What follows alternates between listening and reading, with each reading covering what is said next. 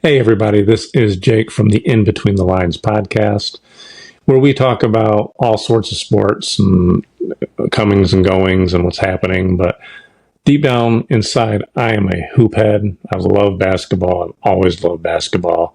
So I thought it'd be fun to do a new little series that I'm going to call Hoop Story, where we'll talk about some of these stories and the legends of the game and just the general history of basketball, the sport that I love so much.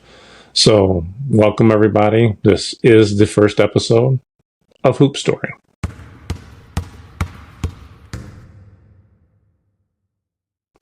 Now, I thought the best way to dive into this type of series would be to talk about the invention of basketball and the first ever game. Now, to do that, we have to go back to 1891 to Springfield, Massachusetts. Now, when we're there, we're talking about a guy by the name of James Naismith. He was from Canada, but he was a physical education teacher here at a Christian school, which later became the YMCA. I think that's kind of cool because to this day, I still play basketball at the local YMCA. So much of my basketball memories of playing happened at the YMCA. So it's kind of cool to start with. But at this particular school, it was young men who were going to school there to actually be secretaries. Seems kind of weird, but we're talking in the 1890s, and generally women weren't allowed in the workforce at that time. It was truly a man's world. So these men were going to be secretaries. Now, James Naismith at the time was right around 30, and he was pretty well-established athlete himself. In college, he played lacrosse, soccer, football, track, gymnastics, and then even professionally, he went on to play professional lacrosse for the Montreal Dragons.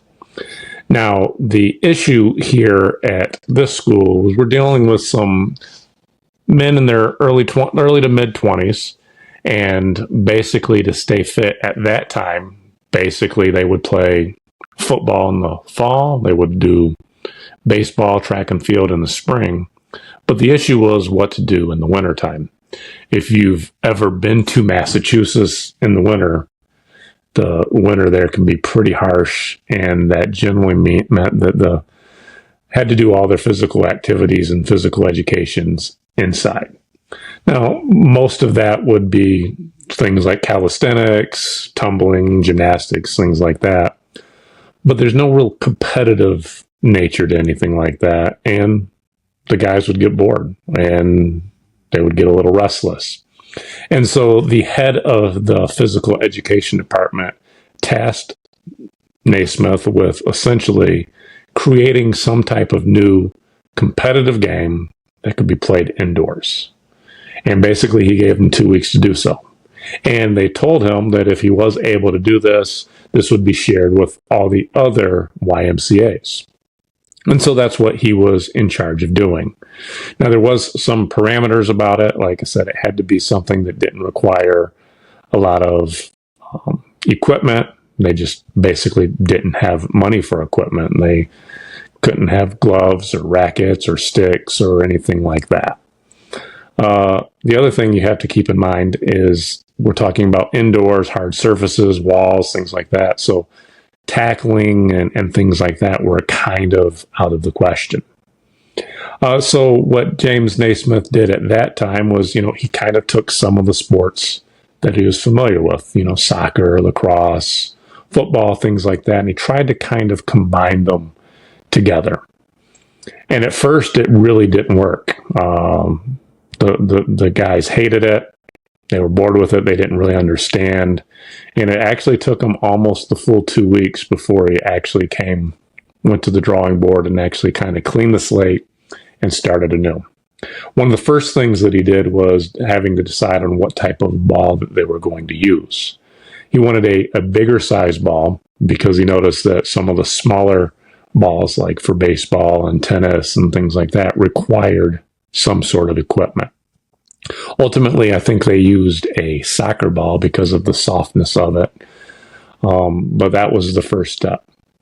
The next thing they had were some goals, and with the goals, originally he tried to get some boxes, but was unable to get any boxes. But he was trying to figure out a way to make it where it wasn't going to be too physical of a game, and that the teams wouldn't be using physical or brute strength to try to score these goals. And that is what ultimately led him to decide to put it up high. By putting it up high, that required a little bit of skill, more finesse. You couldn't force. There was no way to block it at the time. So that's what he did. He decided to put it up high. Now, how did he decide on the height? Well, basically, the YMCA gymnasium at that time was one of those type of gyms, very similar to the YMCA that I'm a member at now, that had a track that went all the way across above it. And so the railing of that track was approximately 10 feet high. And so that's basically how he decided that that's the height of this is going to be. He was able to get, instead of boxes, the janitor gave him 2 peach baskets, and he basically nailed these peach baskets up to the rack or up to the railing along that track. Now he had originally incorporated, I think, 13 rules. I'm not going to go into all of 13 rules, but some of the key rules were there was no running with the ball. At the time, in the first basketball games, there was no dribbling, anything like that. You had to pass the ball down the court, and then ultimately somebody would have to shoot. And at this time, like I said, it's a brand new game. We're not talking about any type of shooting form like Steph Curry or Larry Bird or anything like that. Most of it was two-hand shots, sometimes underhand shots, whatever way they could get it up there in that little peach basket. And what they would do is once the person got it in the peach basket, the game was paused. They would get up into a ladder. They would get the ball out of the basket, and then they would go jump it up again. Now, at the time, I believe Naismith had 18 students in his class. So how they played it was 9-on-9. Everybody was out there. Like I said, we're talking about no dribbling, anything like that, just straight passing. I believe I read something, too, to the effect of if you got a foul in this, and a foul wasn't just like hitting the person or tackling the person, it could be running with the ball, things like that. But if you got a foul, then you were out. You automatically had to sit, and you had to sit until a goal was scored, and then you can come back in. So if you had people keep getting fouls, it would just be 9-on-8, 9-on-7, 9-on-6, things like that. Well, the guys loved this game. It became very popular, and it ended up being a hit. The first actual game was played sometime in December of 1891. Don't have an actual date because they didn't actually keep a box score. At this time, they didn't know that history was actually being made. But the consensus is, from what I understand, most people believe that the final score of the game ended up being 1-0. Now, like I said, the guys loved this game, and then when they went on their breaks, their winter break, things like that, they went back to their hometowns. We're talking New York, Philadelphia, Connecticut, even as far down as North Carolina, and they took the game with them. Soon it became very popular. It got to the point where people were coming and watching the games and really much enjoying it, and it became a hit. Now, later on, Naismith would end up going and becoming a Presbyterian minister and getting a degree in theology. And that's why now today he's known as Dr. James Naismith. And then shortly after that, after the game became popular and things like that, he ultimately left that school and he went and became an athletic director at Kansas University and a coach there as well, and coached some great names while he was there, including Adolph Rupp. So the coaching tree really started right there at Kansas, and Kansas to this day is still considered a basketball powerhouse. Now, the cool thing is that Dr. Naismith did actually get to see basketball played in the Olympics. In the 1930s in Berlin, that is the Olympics where, you know, Jesse Owens beat Hitler's superstar runner, but that was also the very first Olympics that the basketball was played internationally. He was invited to go to that to see how big of a game his invention actually became, and became really now what it is today, one of the most popular sports in the whole world.